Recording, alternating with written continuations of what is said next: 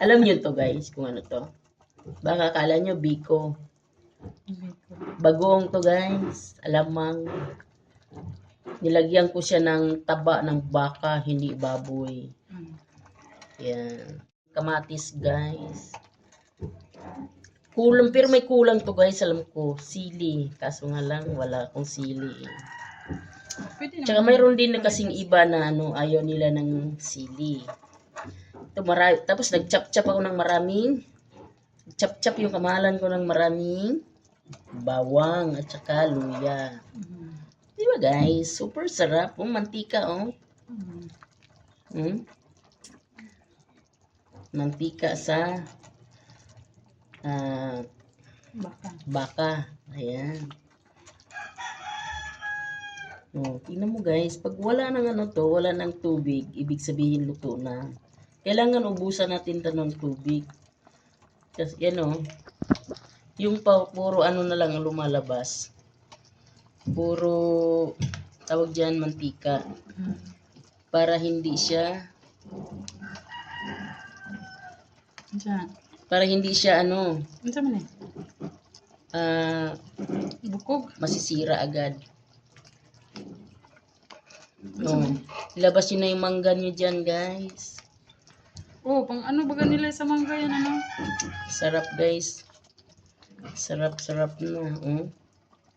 Ibig sabihin yan, guys, meron pang sabaw-sabaw, oh. Bagoong na alaman ang tawag nito? Bagoong alamang.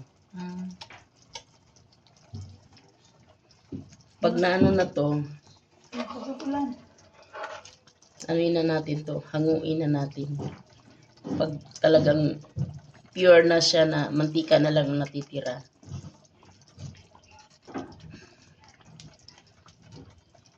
Yung mga puti-puti dyan na nakita nyo guys, yan yung tinusta ko na ano, na bawang at saka luya. With taba ng baka. Ayan, tinusta ko rin yun. Alam mo yung parang chicharon na. Wala na siyang mantika. Ayan. Kunting kimot na lang yan guys. Luto na. So yan lamang guys. Maraming salamat sa iyong patuloy na pagsuporta sa aming YouTube channel. Tanrib TV. Thank you mga followers natin dyan. Subscribers. Mga commentors. Thank you. Kung mayroon kayong mga sa magandang may dagdag dito sa pagluluto ng bagoong alamang guys, mag-ano na lang, mag-comment na lang kayo dyan para may kasama pang pusa sa vlog. Para gagayahin ko. Sino may pusa? Ganda ng tingin ng pusa eh. Yung kubo namin guys, hindi pa tapos to actually. Kaya, pero tinitirhan na namin kasi yung room, okay na. Pwede na siyang ano, pwede na lahat. Pwede na tirhan. Nakalakas ulan.